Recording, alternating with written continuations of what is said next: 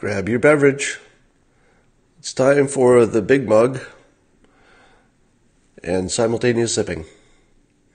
If you have a beverage, now would be the time to grab it because we're going for a simultaneous sip.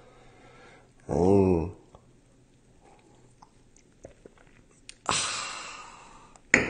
that's good. Simultaneous sipping. All right, hey everybody. You're in here fast. Now, I've got the weirdest feeling about the news right now. And I've got CNN's main page up just to keep an eye on it while we're talking. If you look at the news on CNN and then the news on Fox, you will find, no surprise, that it's all different news. And the reason that the two sites can have just completely different news is because there's nothing important happening. Now you could say, well, it's important that they're talking about immigration. But, nothing's really happening today. They're just sort of talking about it. CNN's got lots of stories about, good DACA citizens and how unfair it would be to send them back. And lots of anti-Trump stuff. And then over at Fox News, they're covering news I've never even heard before. Something about some family of male escort who died mysteriously inside a Democrat donor's LA home. Okay, if that's the news, and this is not even new news, this is something that happened a while ago. Something about a Susan Rice Inauguration Day email in which she just said that President Obama said, do everything by the book. That's news? Do everything by the book? So you've got both the news sites. Because there's no real big news, they're scrambling to find anything that looks like news that fits their narrative. So it's just completely two different worlds now. It's like it's as if there's no such thing as real news. They've just decided to do their own versions of news. Now, that it is rare to go this long, and I mean 24 hours, without a major news story. Don't you feel it coming? Don't you feel there's something that's going to be announced, something big that's going to happen, something that's going to blow the headlines apart? I feel like something's going to happen today. I don't know what topic. It could be any topic. It probably won't be North Korea because that takes a long time to percolate. It probably won't be one of these, it could be one of these scandals. It could be the Democrat memo, but something tells me that the Democrat memo is going to be a big nothing. Infrastructure is just boring. Probably nothing will happen. Nobody really cares. But when you have slow news days, these are the times when people who wanted to make a big budget or a big announcement, anybody who wanted to get some attention but couldn't do it because there were other big news stories crowding them out, they're probably looking at today and saying, oh, today's the day. There's sort of nothing happening that anybody cares about. Yeah, we talked about Obama's portrait all day yesterday because there wasn't much else to talk about. So I would say this is not a case of a hunch or an instinct, but rather the fact that when you have a slow news day, somebody's going to see it as an opportunity. And it will be an opportunity to announce something that otherwise might have been waiting. Or maybe a news organization has a big story they've been sitting on, and now it's the perfect time to announce it.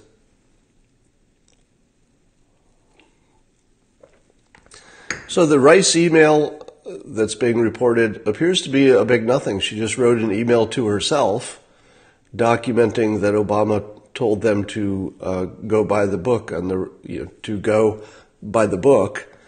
on the Russian investigation. And I'm thinking, why is that a story? Is it a story that people want to follow the law? Somebody's saying, how is that a nothing? A memo that says you should follow the law? That just feels like a big nothing. She was just documenting a meeting.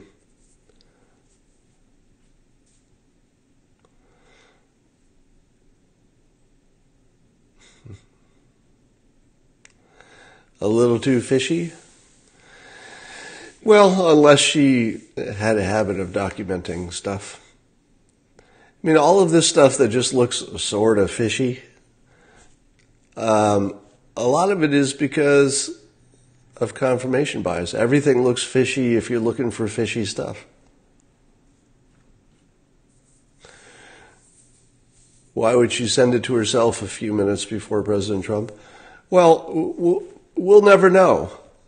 So while you may think to yourself, this is fishy, this must mean something, you're not going to know what she was thinking, and she's the only one who probably knows why she wrote it, and so that's the end of the story. She wrote an email that by itself is not a problem, unless you imagine it's part of what she's thinking, and you'll never know what she's thinking, so it's a big nothing. Yes, I know it was to CYA, to cover her ass, but it worked. So that's the end of the story. When you successfully cover your ass, that's sort of the end of the story, because she did it successfully.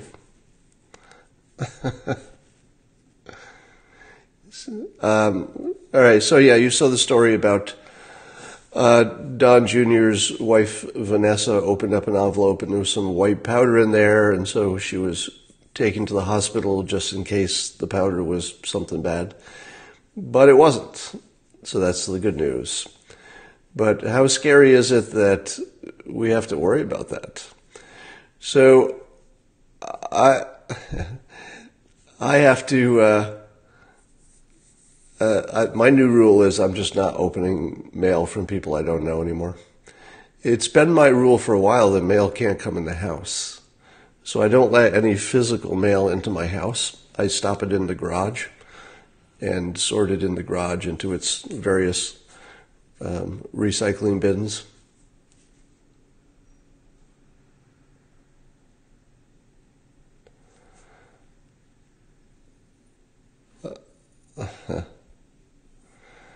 All right. You can see even from your comments that there's not much of a, there's just not much going on today.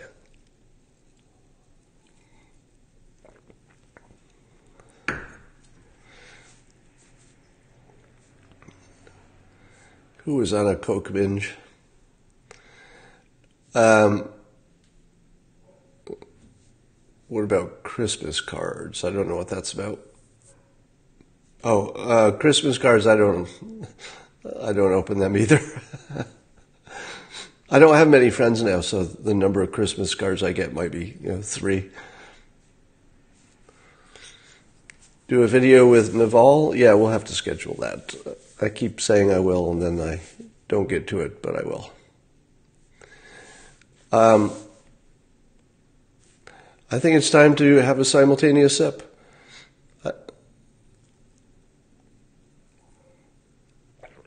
Was everybody ready? I didn't give you much warning there.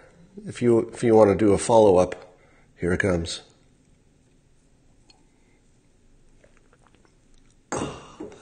How much mail do I get? I get a lot. All 4 IC directors are...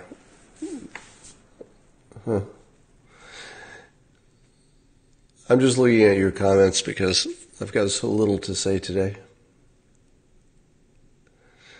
What about Iran and Israel stuff? Well, is there much going on right now?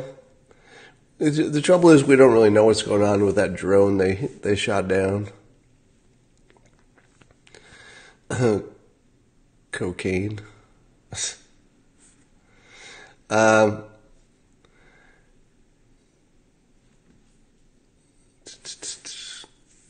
Did you have some negative experience with the mail? No. You know who's been really quiet lately? Mueller. Is it my imagination, or we're not hearing much about the Mueller investigation anymore? We killed 100 Russian mercenaries in Syria. Well, we heard some might have died. I don't know. I doubt there are 100, but maybe. Any new projects you're working on? Well, I'm just coming off finishing Win Bigly, and right now I'm working on putting some of these periscopes into podcasts. So we'll see where that goes. I started using the Patreon system for people who would like to contribute to making these periscopes bigger and better and turned into podcasts as well. So you could go to Patreon and search for Scott Adams Says, and you'd find me.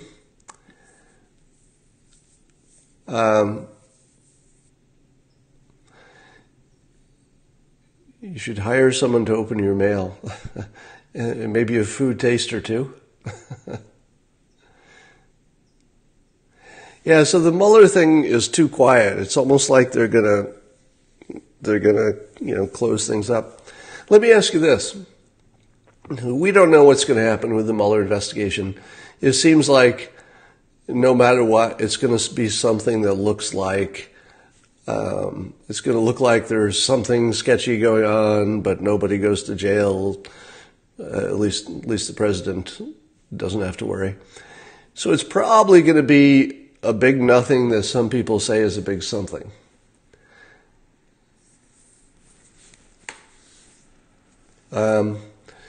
Black Lives Matter. I'm still waiting for Hawk Newsom to put together a specific suggestion that I told him I'd help amplify.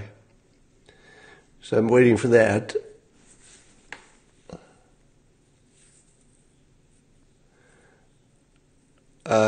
Yeah, and where's Jeff Sessions lately? Seems like Jeff Sessions is really quiet.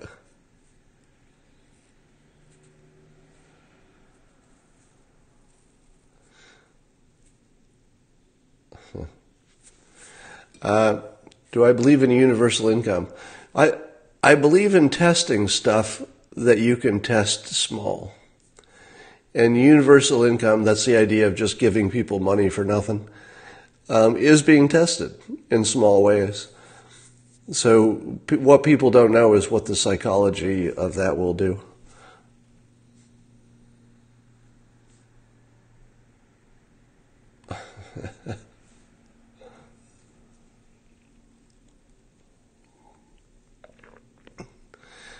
So Swalwell says it's not about collusion anymore. Is it about obstruction of justice? I'll tell you what.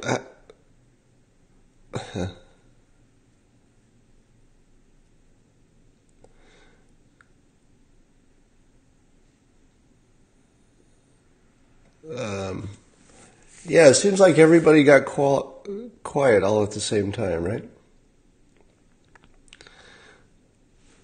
I haven't played with my VR device lately. I keep planning to do that.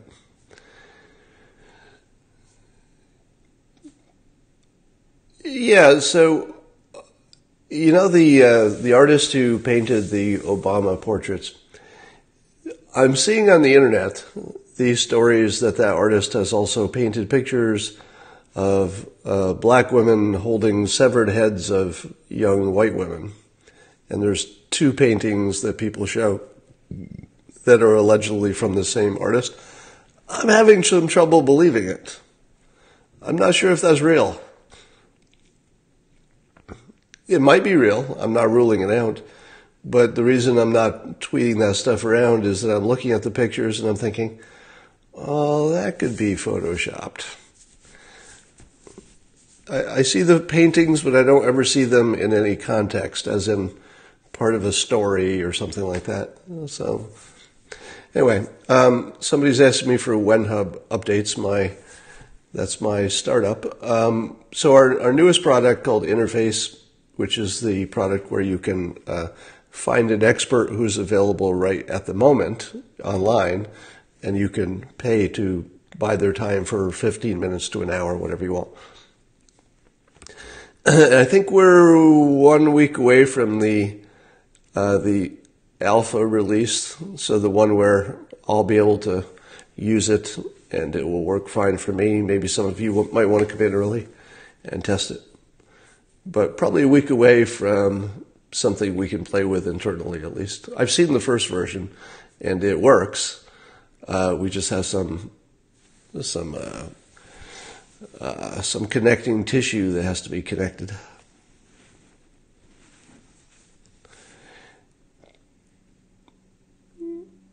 Trump food stamps. Yeah, I saw an article about food stamps, but I didn't know what the context was.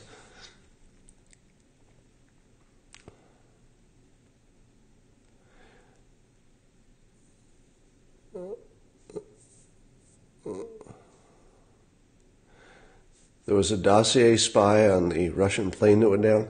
You know, anytime a Russian plane goes down, you have to ask yourself what's behind it. By the way, has anybody questioned my speculation that if you're ever talking about a Russian billionaire, it's always a he, but there's always a connection to Putin, right? Because is it even possible to be a Russian billionaire without having a connection to Putin? So I would think if you say Russian billionaire, you don't have to add the second part, with close ties to Putin, because they just seem to always have that.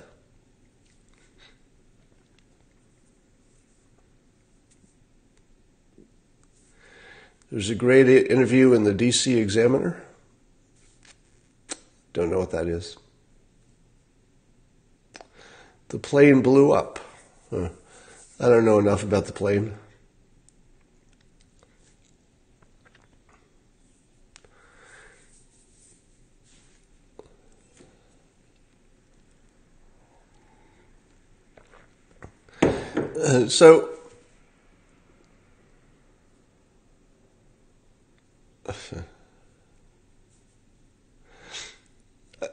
If you had to say that Russia got their money's worth from trying to interfere in our election, would you say they did?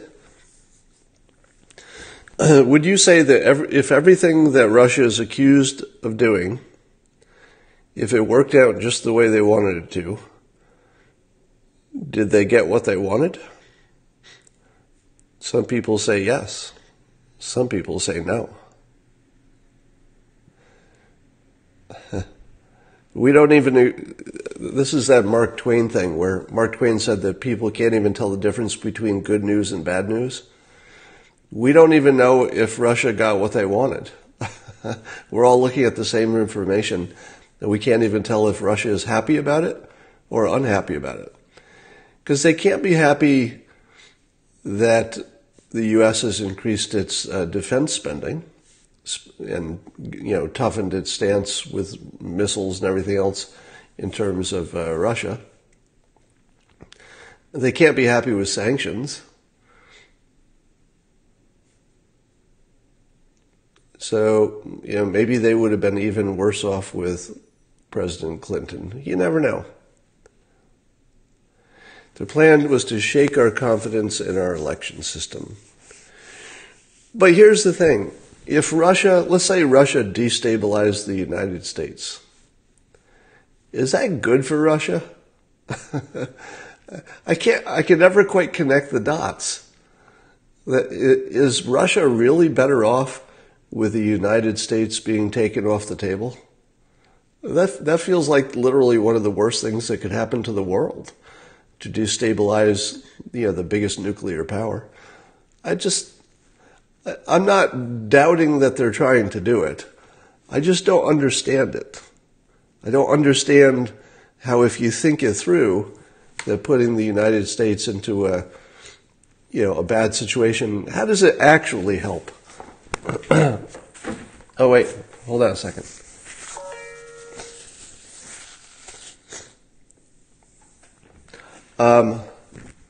I've got an interesting thought for you.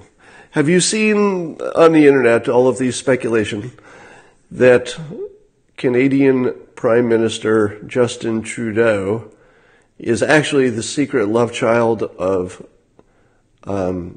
Fidel Castro? Have you seen the pictures showing that apparently Justin Trudeau's mother was kind of close to Fidel? She, if these stories are true, and who knows if they're true, they're internet tales.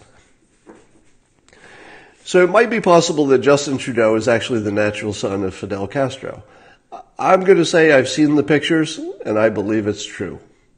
Given the timelines of when his mother was with him and all that. But here's the interesting thing. Cuba is approaching sort of a critical time in their political history, because they've got this dictatorship that looks like it sort of gets passed down through the family. And now the person who was the likely inheritor of the mantle was, I think he was like a 68-year-old son of Fidel who killed himself, right? Committed suicide. And here's the interesting question. Is there any scenario in which Justin Trudeau could be the Prime Minister of Canada and also the dictator of Cuba at the same time? And here's the funny thing. Why not? Why not?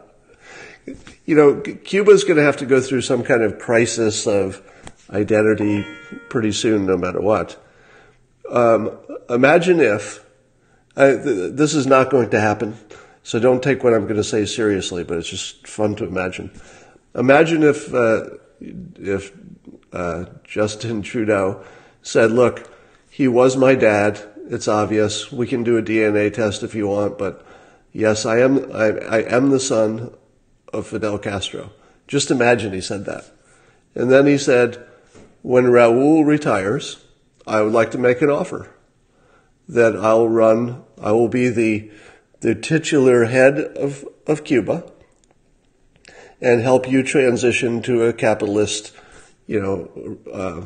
democratic system. And then you can decide if you want to be part of Canada. You can decide.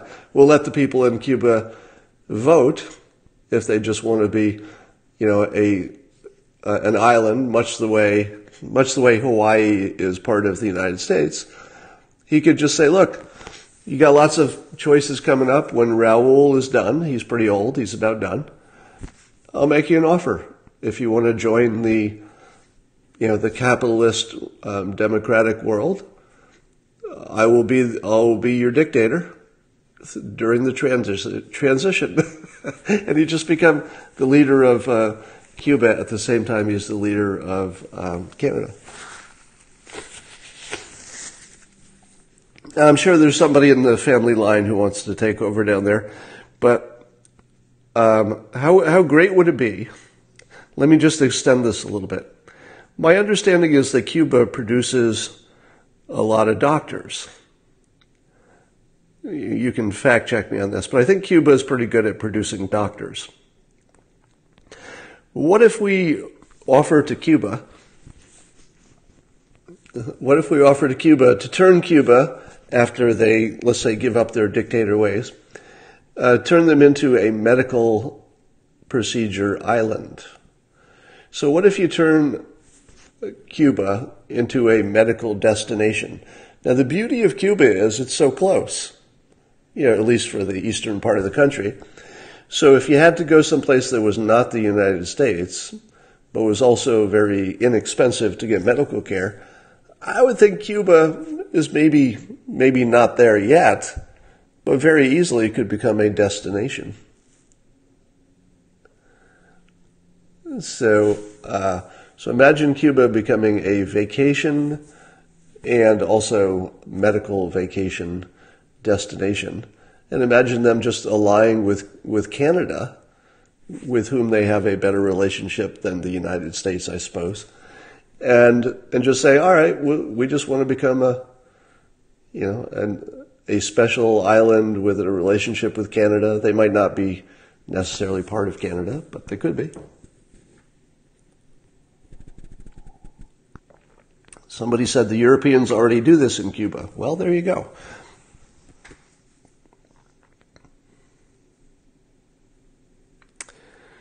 Didn't Michael Moore try that? I don't know what Michael Moore tried. The Charter City Project. That sounds interesting. Oh yeah, you can get your medicine from Canada and your surgery in Cuba. Yeah, Cuba and Canada just need to pair up. Because you know what Canada needs? They don't have an island. They don't have a, island where you go to the beach kind of island. Do they?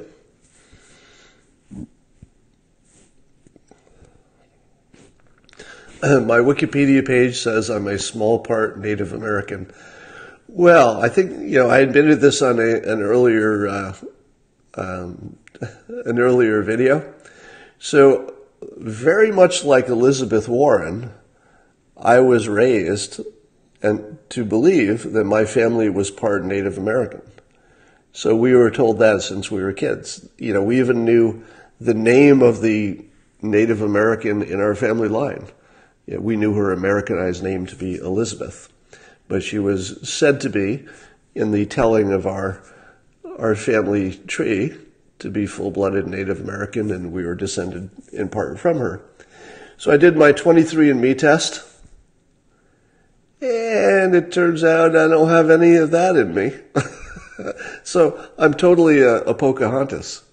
I'm like completely Pocahontas. I'm not even a little bit not Pocahontas. I've been claiming this my entire life. Not true. It's proven, scientifically proven to be not true. Somebody said apparently that is pretty common. So I've heard that too, that apparently there was a time in our history in which it was just sort of cool to claim you had some Native American in you. And I think a lot of people have the same myth passed down through their family because it must have just been cool at one point. Somebody says, do I trust the 23andMe result? Let me say unambiguously, I do not trust the 23andMe result. I'm not going to tell you why, and it's not just because of this Native American thing, but no, I will tell you that from my personal experience, there is plenty of reason to be skeptical that these are not real results.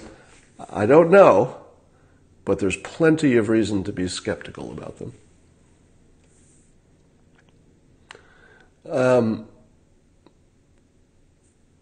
Am I African as well? I think everybody's got some percent of that. What happened to the big Wall Street Journal thing? Well, that got published. My Wall Street Journal article got published, and I'm glad you asked about that. So my Wall Street Journal article, I laid out the case for why the belief that President Trump is a racist is built on confirmation bias. So I gave some specific examples. One of them was people say he must be a racist because of the birther thing, to which I say, can you even imagine that he had been running against a white candidate who also had some question about birth? Can you imagine that President Trump would have ignored that easy line of attack? And the answer is no. He would have attacked exactly the same way, whether it was Ted Cruz, who he did attack on his citizenship, or anyone else. And what I thought was that when I made this case, that it's obvious that it's confirmation bias that you believe he's a racist, I thought that would cause a controversy. But what it caused instead was the blank piece of paper problem. In other words, my analysis of these things is so counter to what even his supporters probably think that it was invisible. Like you almost couldn't see it. You could read it and then it would sort of disappear as you were reading it in your mind. You couldn't hold it as a thought. So not only did I get zero pushback, zero, as far as I know. I don't believe there was even one person who looked at my Wall Street Journal article and said, "You damn racist, you got this wrong," or "You're an apologist," or any of that. It was absolutely just ignored, which tells me it hit its target.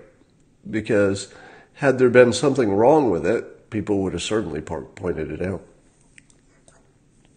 And had there been something right with it that people agreed with, they certainly would have made a big deal about that as well. I think it was just so off model from what anybody held in their mind to be true that it's just sort of invisible. You can't actually see it.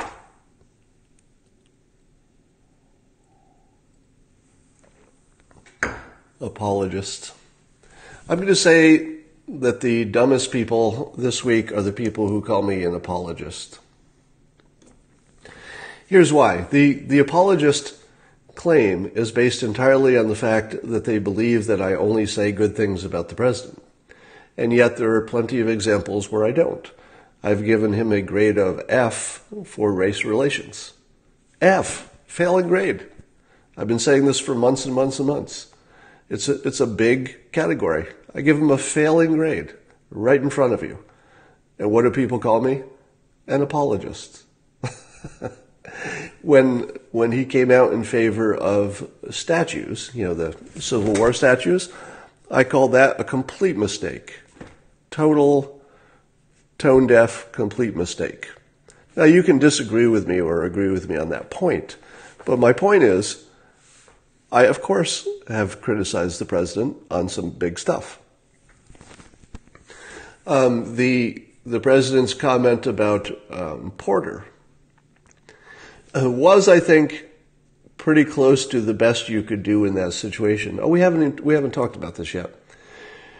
So there's a lot of pushback to the president because when he made his statements about Rob Porter, he tried to make what he imagined to be a balanced statement about you've got to worry about the victims, but we also need due process. And people said, due process? Why are you talking about due process when it's obvious that these victims are credible? And my take on that was that the president had to say something, because saying nothing wasn't an option. But if he had led with victims, victims, victims must be believed, then that would just be thrown back at him because of his own past allegations. So he couldn't side with the victims, and he couldn't say nothing. So he came out and said the only thing he could say in that situation, which was, victims are, important and they're their top priority, but we have to have due process. So if you ask me, that was handled poorly, meaning that everything about that whole Porter situation was not, there's nothing to be happy about. So there again, I give him poor marks, or the White House, poor marks for how that was handled. I would say that the deficit is bigger than anybody wants. I don't apologize that away. I would say that there should be something done about healthcare by now. In other words, there should be more progress on improving healthcare costs and accessibility. So I got plenty of complaints. It's just that the fun stuff is the stuff that he does right. I'm not really the news. People don't notice that, but I'm not a news organization, so I don't make any attempt to report all of the news. I'm not about the big picture, here's all the news. I talk about persuasion, and when he's not doing it, there's not as much to talk about. And when he is doing it, and he's doing it right, well, then those are really good examples, and they're fun to talk about. So if the only thing you've seen from me are the more viral things, the most viral things I do are when I talk about the things he does right, because those are the things that people like to share. So my critics create this completely false impression that I apologize or I'm an apologist for 100% of what the president does, when in fact that's not even close. It's not even close to the world of anything that looks like reality. And so those who call me an apologist, do not confuse your own ignorance of my opinions with my opinion, because my opinion is independent from other people's ignorance of my opinion. That's like a completely different thing. It doesn't affect my actual opinions.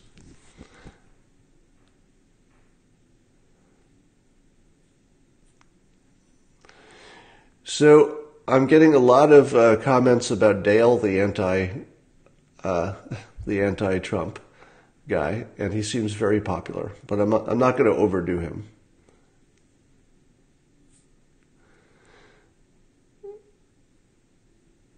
Who is the most persuasive person on the left? Well, are we counting pundits or are we counting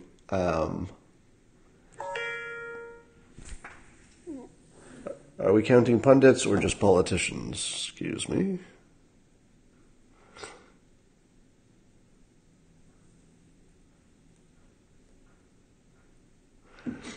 All right. I gotta go do some things, and I will talk to all of you later. Pope Dale, that would be funny.